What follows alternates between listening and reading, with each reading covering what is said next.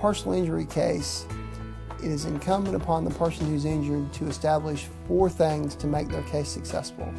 And they're called duty, breach, causation, and damages.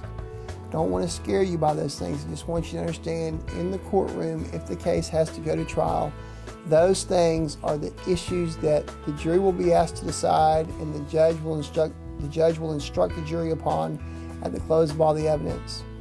As a result, I want to go through those with you so you understand your case and the things that you need to be aware of, because the insurance company already knows these things. The insurance company has studied these things for years and years and years, and the insurance company has studied how juries react to these things. The first thing is duty. Duty simply means something that we have to do or something that we should not do. Duty comes easiest in the context of driving a car. We all have a duty to stop at the stop sign. We all have a duty to use our headlights when it's nighttime. We all have a duty not to go over the posted speed limit. We have a duty not to hit objects in front of us. Those things are known as duties, and we all have to obey those whenever we drive a motor vehicle. It's what the law says. The next element you have is breach. Breach of a duty means doing something you shouldn't do or not doing something you should have done. For example, if you drive your car at nighttime with no headlights, you breach the duty by not turning them on so you can see the road in front of you adequately. If you fail to stop at the stop sign, you breach the duty because you didn't stop like you were supposed to.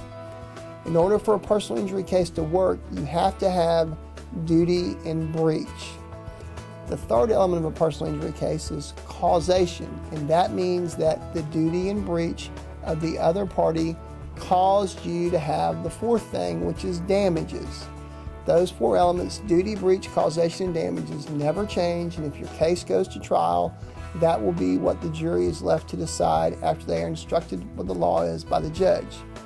Causation is where a large amount of litigation is focused today, because a lot of times accidents happen and it's clear that someone ran the stop sign, it's clear that someone ran the red light, it's clear that someone was driving too fast for conditions, it's clear that someone caused a rear-end collision. So the insurance company will make the battleground the area of causation. Causation means you have to prove that the duty and the breach, the fault of the other party, caused you your damages. Your damages are things such as your medical bills, your lost wages, your pain and suffering, your loss and enjoyment of life, your inability to go to your son's high school graduation, the fact that you have to go to surgery and you missed a trip you had scheduled with your family for the last year. Those things are real, they happen, and they affect people. But in order to be able to talk about them, and in order to get the jury to consider them and the insurance company to consider them, you have to prove that the other person's fault caused those damages. Because causation is something you have to prove, making sure that you get prompt medical attention, making sure you have documentation from your doctor regarding what's wrong with you, making sure that your doctor supports you in the fact that you couldn't return to work, or the fact that you didn't need to leave the house, or the fact that you had to have the surgery.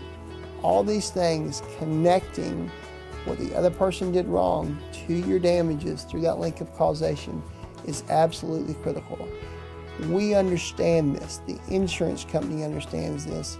And without having this information and using this and being prepared on the issue of causation, your case can be damaged.